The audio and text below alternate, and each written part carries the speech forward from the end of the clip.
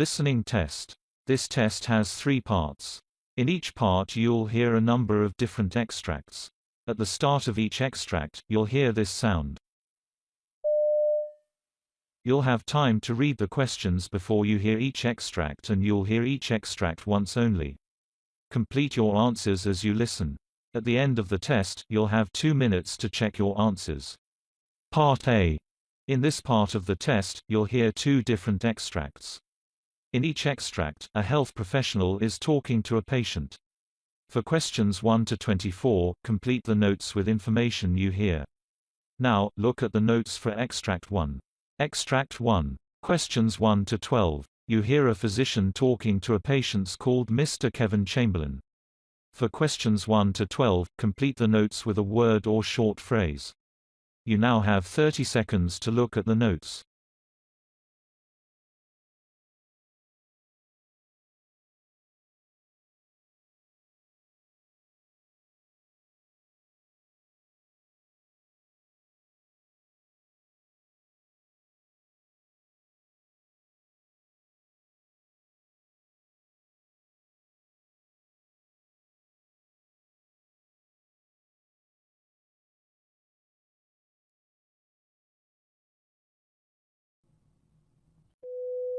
Hello, doctor. Good afternoon.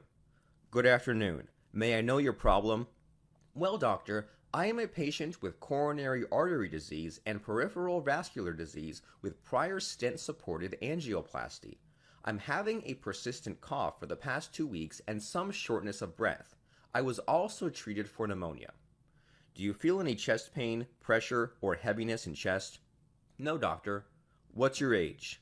60, doctor. Do you smoke or drink? Well, I don't drink, but I'm a regular smoker. May I know your past medical history?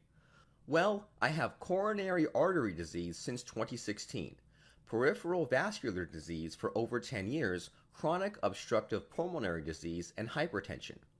Did you undergo any surgery in the past?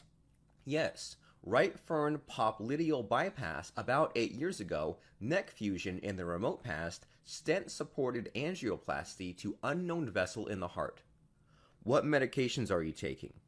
Aspirin 81 milligrams daily, clopidogrel 75 milligrams daily, allopurinol 100 milligrams daily, levothyroxine 100 mcg a day, lisinopril 10 milligrams a day, metoprolol 25 milligrams a day, atorvastatin 10 milligrams daily. Are you allergic to any medicine? Yes, I cannot take aspirin because it is intolerant to my stomach. I get stomach upset. Okay, well, your physical examination result shows your body temperature is 97, heart rate of 90, blood pressure of 187 over 105. Cardiovascular studies show normal upstroke, distal pulse symmetrical. Heart regular with a normal S1 with normally split S2. There is an S4 at the apex. Lungs with decreased air entry. No wheezes. Echocardiogram shows mild biatrial enlargement, normal thickening of the left ventricle with mildly dilated ventricle, EF of 40%, mild mitral regurgitation, and diastolic dysfunction grade 2. Nuclear stress study shows fixed infralateral defects, no reversible ischemia identified. Laboratory data shows normal white cells, hemoglobin 11, BUN of 12.1, creatinine of 0.8, troponin of 0.04, BNP of 5700. Your premature ventricular contraction is random. You had runoff 3 beats consecutive one time. The patient denied any awareness of that or syncope. Did you have any temporary loss of consciousness related to insufficient blood flow to the brain? We term it as syncope. No, doctor. Actually, I'm unaware of it. Okay, you have cardiomyopathy, ischemic exacerbation of symptoms. Electrophysiology study is required for ventricular tachycardia. Defibrillator will be determined at a later stage. Continue with metoprolol with a little higher dose of 25 milligrams twice a day. Continue atorvastatin. Increase lisinopril to 20 milligrams daily to improve blood pressure management. Take hydralazine 50 milligrams for blood pressure management. Okay, thank you, doctor.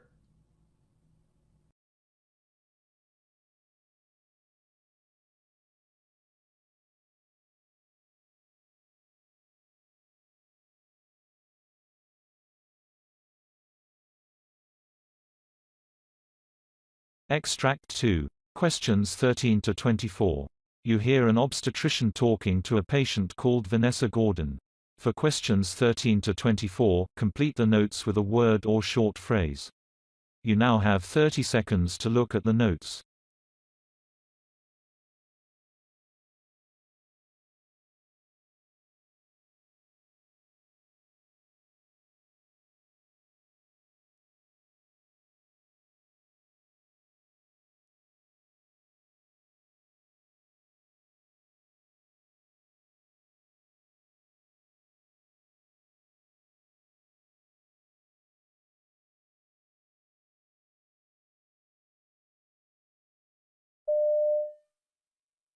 So this first meeting, Mrs. Gordon, is mainly a chance for you and I to get to know each other.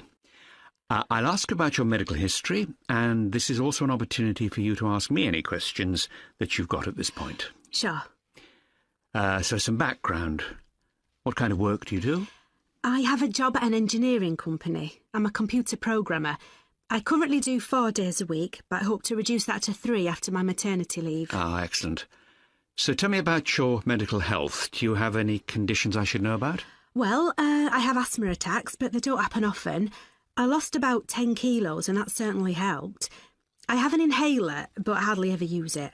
Oh, I should also let you know that I come out in terrible hives if I take penicillin, but not other things. I'm fine if I eat nuts, for example. I have a fairly healthy lifestyle. I'm a vegetarian and I've never smoked. Good. I'm afraid I don't go to the gym or anything, but I walk to work and generally keep active. Oh, that's good. So this is your first pregnancy? No, I have a daughter called Ella. She's 3 now. Ah, and did everything go smoothly that time? There were no major problems during the pregnancy itself, but it took me quite a time to fall pregnant the first time. After having various tests, I was given some fertility drugs. Oh, what were they called? It's on the tip of my tongue. Never mind, it'll come back to me. This time, though, I didn't need any help. Oh, it's no problem. What about labour last time round? Oh, that was a nightmare. Though everything, thank goodness, worked out in the end. It was a breech birth. It looked as if I might have to have a caesarean, and I really didn't want that. I was pleased I managed without an epidural, too. They had to use forceps to get Ella out, but I didn't need any stitches, so that was okay. Unfortunately, though, I had some difficulties after the birth too. I was desperate to start breastfeeding, but that didn't work out. At least not until I was given some guidance by the midwife. OK. So can I ask you about the baby's father? Sure. That's my husband, Paul. There's something in his family history that I should tell you about, I think. His grandfather and father both had epilepsy, though he hasn't developed it himself. I'm not sure if that means his children have a greater chance of having it or not. Oh, also, he has a child from his first marriage, and she has Down syndrome, so he gets a bit anxious when I'm pregnant. Oh, well, that's understandable, of course. We can discuss various testing options if you like. You might want to consider amniocentesis, for example. But that carries a risk of miscarriage, doesn't it? I don't want to go for that. I've heard about another test called CVS. Is that something to consider? Well, it's certainly an option. However, that procedure, in fact, also carries a small increase in the risk of miscarriage. And you'd need to come to a decision fairly soon, because it's normally carried out between weeks 10 and 12 of the pregnancy. Well, I can tell you straight away that if there's more risk, then I wouldn't consider it. I know my husband will feel the same. Well, that's fair enough. So, is there anything else you'd like to ask me about today? Nothing urgent. But it'd be good to know more about how to get siblings ready for a new addition to the family. I want to make sure Ella doesn't feel threatened or replaced or anything. Well, there's a leaflet that many parents find helpful. Here we are. Have a look through that. Oh, thanks, that's great. I'm sure I'll have lots more questions at our next meeting.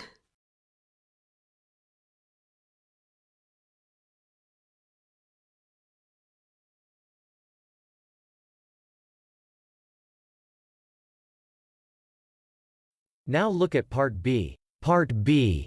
In this part of the test, you'll hear 6 different extracts. In each extract, you'll hear people talking in a different healthcare setting. For questions 25 to 30, choose the answer A, B or C which fits best according to what you hear.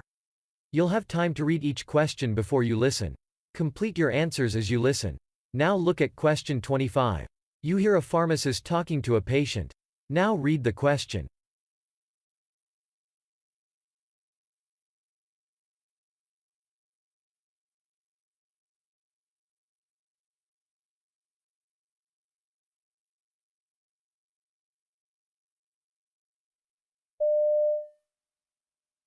Hi, I'm dropping off a new prescription. No problem, I have this in stock, but I do notice that this prescription is from the hospital. Can you tell me more about that? Yeah, I was in the hospital for about 10 days.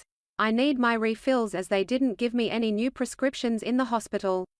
I did have auto refills for you in the pharmacy. Unfortunately, I had to return it to stock since you weren't able to pick them up. But, if you give me 20 minutes, I can get them all ready for you. I twisted my ankle leaving the apartment this morning. It's hurting real bad. That's terrible, especially since it's your first day coming back from the hospital. But I did want to talk to you about one thing.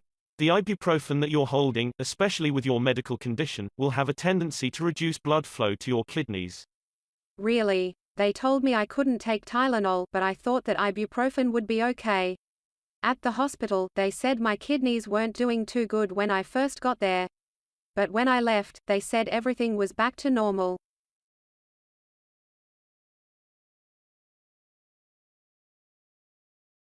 Question 26. You hear a discussion between a nurse and a physician explaining about Nipah virus. Now read the question.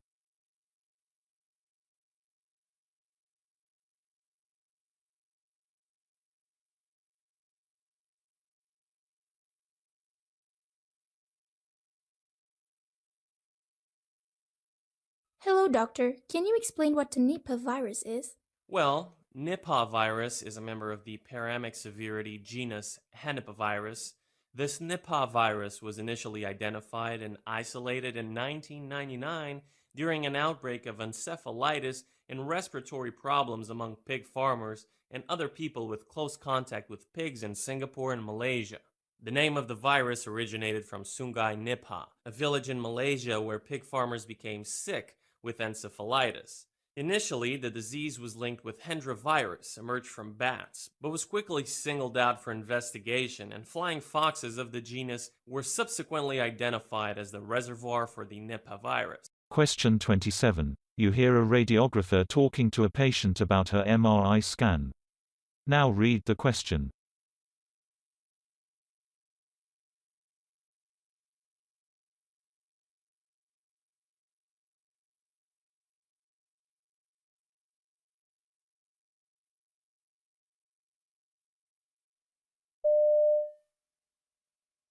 Come in. Mrs. Brown, isn't it? My name's Ted, and I'm going to be doing your MRI scan today. Now, can you get up on the table for me? You know, I'm really claustrophobic. Well, this is a new piece of equipment. The diameter is much larger, so it should make it a little more comfortable for you. You'll also have this call bell, so if you need me at any point during the test, you squeeze that, okay? Okay. Now, your scan's only going to take about 15 minutes. Are you okay with that? I am. Okay, let's get started then.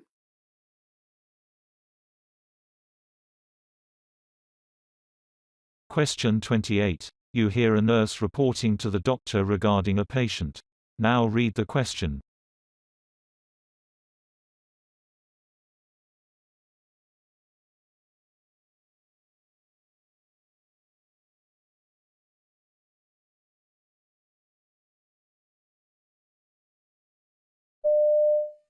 Hi, Dr. Walker. Yes, this is Carolyn Hall. I'm calling concerning Virginia Woolf in 347B. She's a para 1, gravida 1, and she has a massive amount of bleeding that saturated her bed and is pooling on the floor. Yes, and right now she's unresponsive and her blood pressure is 86/40. Her heart rate is 122, her respirations is 12, and her O2 sat is 90% on room air. Yes, she had an uncomplicated vaginal delivery this morning, and we gave her some Percocet and Ambien about 90 minutes ago.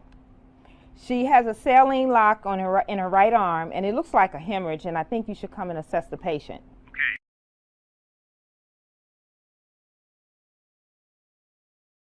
Question 29. You hear a pharmacist talking to a doctor about a patient's medication.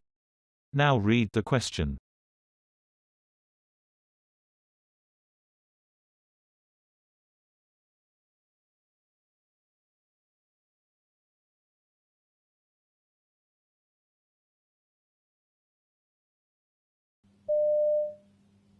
Sorry to bother you, Dr. Anderson. I just wanted a quick word about Mrs. Campbell's prescription. The one for diphenhydramine that you gave her last week. Ah, yes, for her allergies. Yeah, so she's been taking 50 milligram tablets for about a week now. The thing is, she's just been into the pharmacy and she says that the tablets are making her feel really drowsy and her mouth's really dry, ever since she started on the pills. Really? Well, that does happen from time to time. But maybe switching her onto a different medication wouldn't be a bad idea. Okay, I'll look into some options and then run them past you later, shall I? Fine, thanks.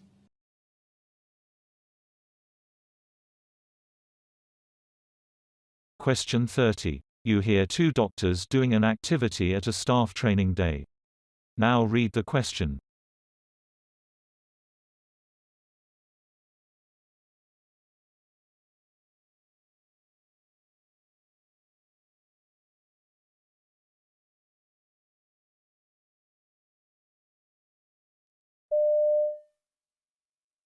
So, what did the trainer say we have to do?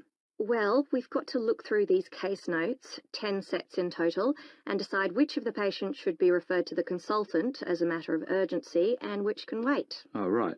And did I hear him say there's a limited number you can refer? Not exactly. He said that we should put them in rank order according to the severity of the symptoms and other factors evident from the case notes.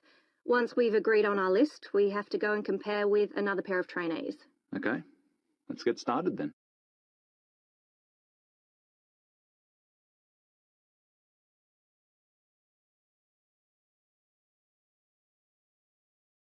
That is the end of Part B. Now look at Part C. Part C. In this part of the test, you'll hear two different extracts. In each extract, you'll hear health professionals talking about aspects of their work. For questions 31 to 42, choose the answer A, B or C which fits best according to what you hear. Complete your answers as you listen. Now look at Extract 1. Extract 1. Questions 31 to 36. You hear a geriatrician called Dr. Claire Cox, giving a presentation on the subject of end-of-life care for people with dementia. You now have 90 seconds to read questions 31 to 36.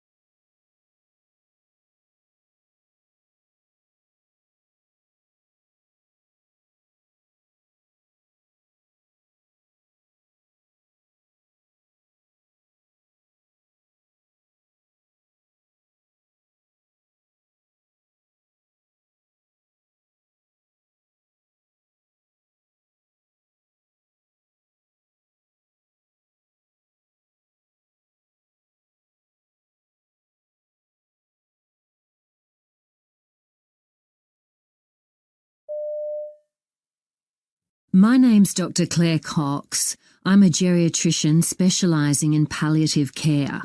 My topic today is an increasingly important issue: end-of-life care for dementia patients. The care of dementia patients presents certain problems. Dementia is a terminal illness and is the third highest cause of death in Australia. Different from other such conditions, it has an unpredictable trajectory and there can be difficult issues around patients' mental capacity, decision-making and communication. But, in spite of an equal need for palliative care services, dementia patients don't always fit the traditional model of such care. Families often suffer distress because they feel unable to ensure that their loved ones' wishes are being respected, or just don't know what that person wanted because the discussion wasn't held early enough.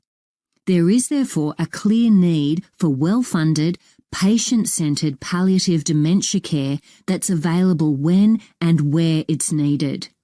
I do a lot of work with Dementia Australia, an organisation which represents the needs of Australians living with all types of dementia, and of their families and carers. It also campaigns on dementia issues and funds research. Dementia Australia decided it was the right time to examine the issue of end-of-life dementia care from the perspective of the consumer as well as from that of the healthcare professional. It's a timely initiative. We have plenty of anecdotal evidence but not enough hard facts about what's going wrong and why the system's failing. But the current situation isn't all bad. Despite the issues I've mentioned, I've heard some wonderful examples of how it has made a big difference to people's lives. Things can obviously go badly wrong if this isn't handled well. But in the right circumstances, people with dementia can reach the end of their lives peacefully and with dignity. Dementia Australia commissioned researchers to conduct a survey on the end-of-life issues affecting dementia patients. The survey covered both care professionals, that's doctors, nurses and others working with dementia patients, as well as family member carers. The interest was overwhelming with more than 1,000 responses from around Australia. But what do the results tell us? Well, the initial results confirmed what we've heard about access to appropriate end-of-life care.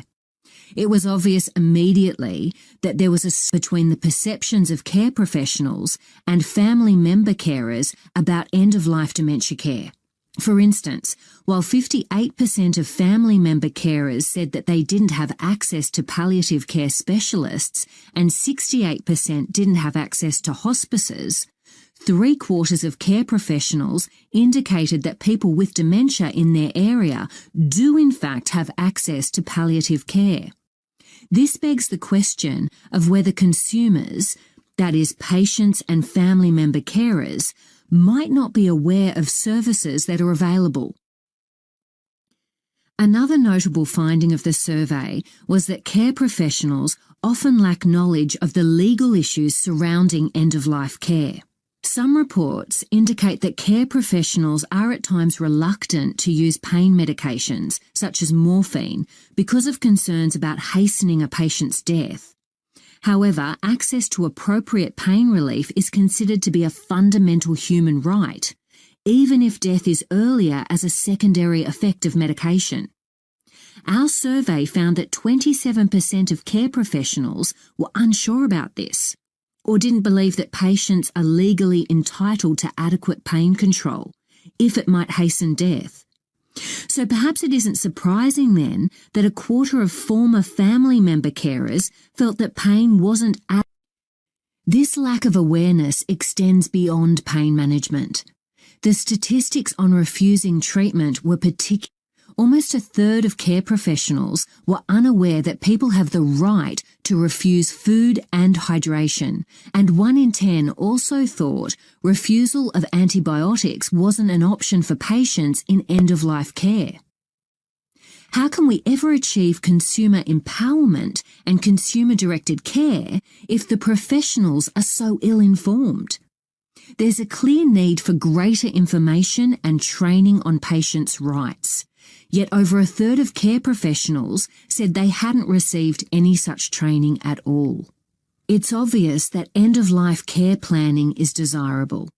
Discussing and documenting preferences is clearly the best way of minimising the burden of decision-making on carers and ensuring patients' wishes are respected. Advanced care planning is essentially an insurance policy that helps to protect our patients in case they lose their decision-making capacity. Even though a patient might believe that loved ones will have their best interests at heart, the evidence shows that such people aren't that good at knowing what decisions those they love would make on complex matters such as infection control and hydration. So before I go on to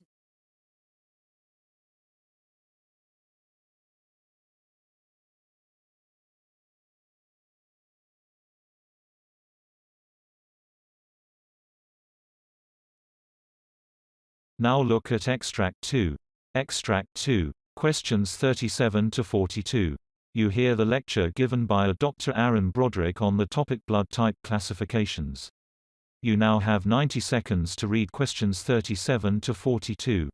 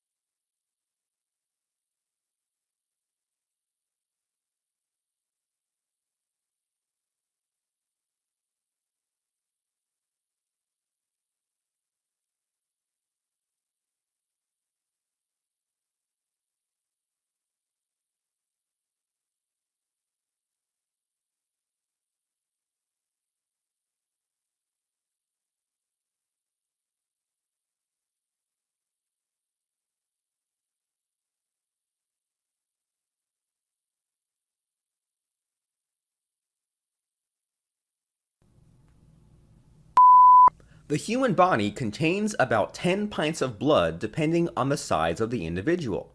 However, the blood composition is not the same in each individual.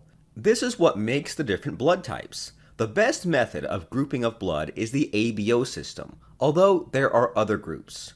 Within the ABO group, there are 4 major categories that are divided into 8 common blood types: A, B, O, and AB. Blood consists of cells and a yellow liquid known as plasma. The group of blood depends on what each part of the blood contains. There are 2 main blood group systems: ABO antigens and rhesus antigens. These 2 antigens are used to classify blood types. Normally, viruses and bacteria carry an antigen. During an infection, the antigen marks them as a foreign substance to the body that are usually not found in the body.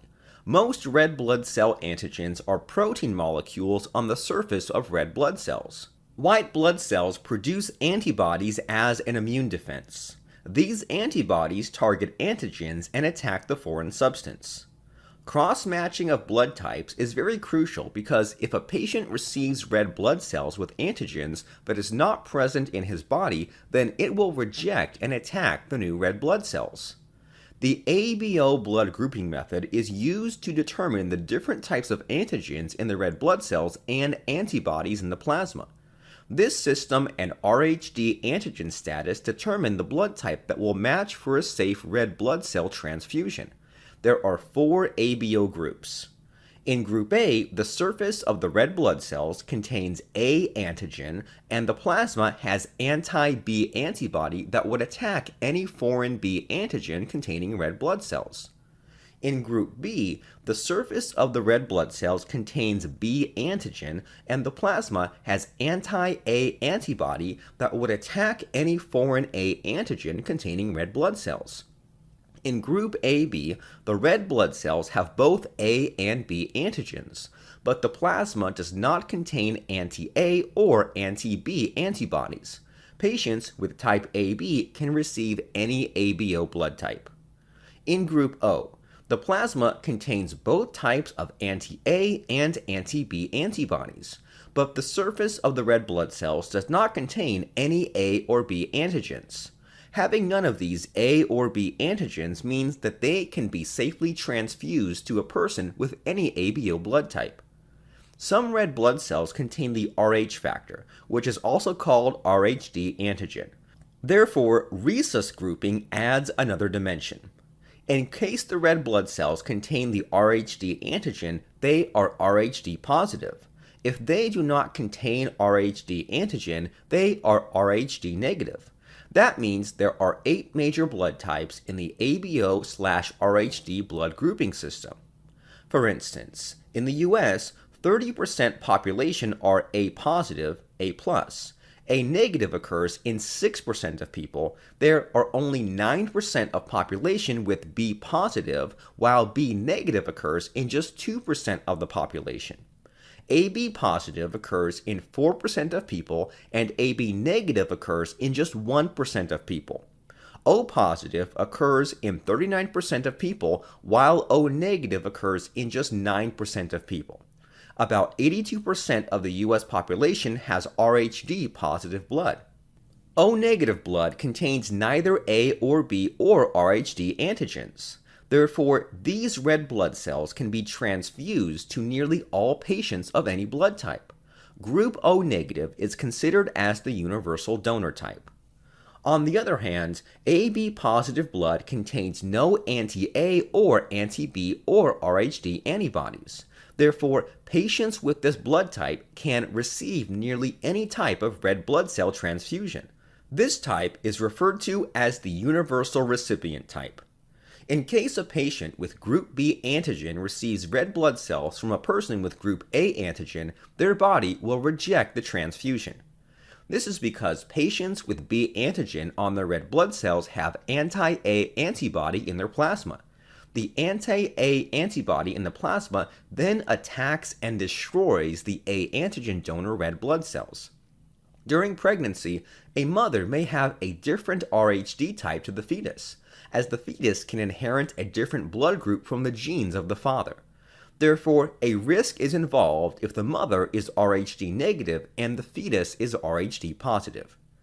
A small amount of red blood cells from the fetus can enter the mother's bloodstream, resulting in creation of anti-RhD antibody in the plasma by the mother, which is known as sensitization.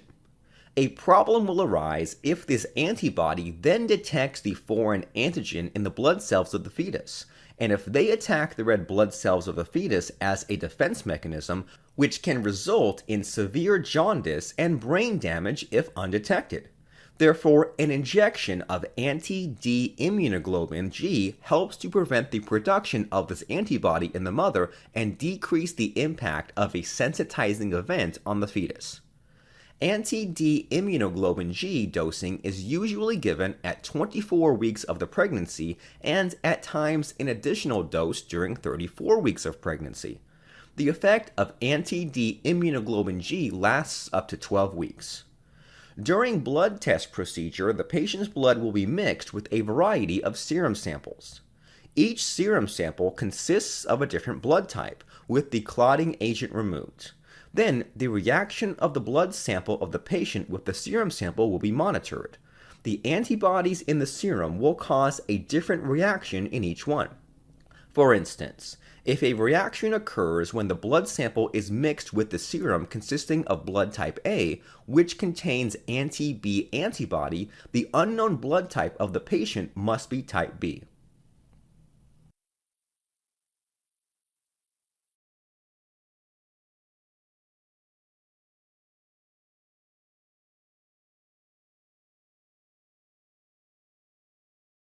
That is the end of Part C. You now have 2 minutes to check your answers.